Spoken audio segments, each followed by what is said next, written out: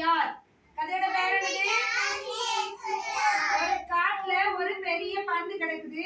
அந்த பந்தை சுத்தி குரங்கு, யானை, மான், கரடி, ஒட்டகச்சிவிங்கி எல்லாரும் நின்று வேடிக்கை பார்த்துட்டு இருக்காங்க. நம்ம இந்த பந்தை என்ன பண்ணலாம் அப்படின்னு சொல்லி வேடிக்கை பார்த்துட்டு இருக்காங்க.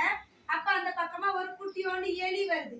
அந்த எலி வந்து சொல்லுது, நம்ம எல்லாரும் சேர்ந்து இந்த பந்தை வச்சு விளையாடலாம் அப்படின்னு சொல்லுது. சொன்ன உடனே எல்லாரும் சரி நம்ம எல்லாரும் சேர்ந்து என்ன செய்யலாம், விளையாடலாம் அப்படின்னு சொல்லி விளையாட ஆரம்பிக்கிறாங்க.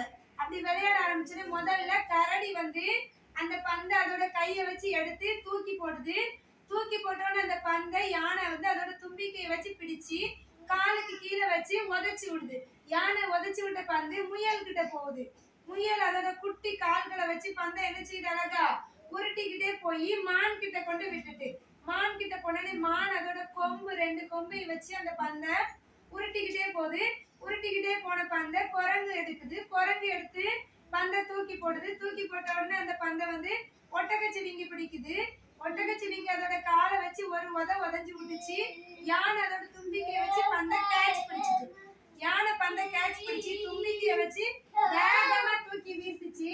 வீசின பந்து ஒரு மரத்து மேலதான் உட்கார்ந்துருச்சு. சரியா? இப்ப அந்த பந்தை யாரு எடுத்துருப்பா? எந்த விலங்கு போய் எடுத்துருக்கும் சொல்லுங்க பாக்கலாம். எப்படி எடுக்கும் யானை? Very good. யானை எப்படி எடுக்கும்? தும்பிக்கையை வச்சு எடுக்கும். வேற எந்த விலங்கு எடுக்கும்? வேற எந்த விலங்கு போய் எடுக்கும்? எந்த விலங்கு எடுக்கா? Very good. எந்த விலங்கு எடுக்கும்? குரங்கு. குரங்கு மரத்து மேல போய் ஏறி போய் என்ன செஞ்சிடும், பந்தை எடுத்துரும். சரியா? இதான் யார் பந்தை எடுத்தா அப்படின்னு நம்ம கண்டுபிடிச்சு சொல்றது. சரி, பந்தை எடுத்தது யார்? நல்லா இருந்துச்சா கதை? கிளாப் பண்ணுங்க பார்க்கலாம்.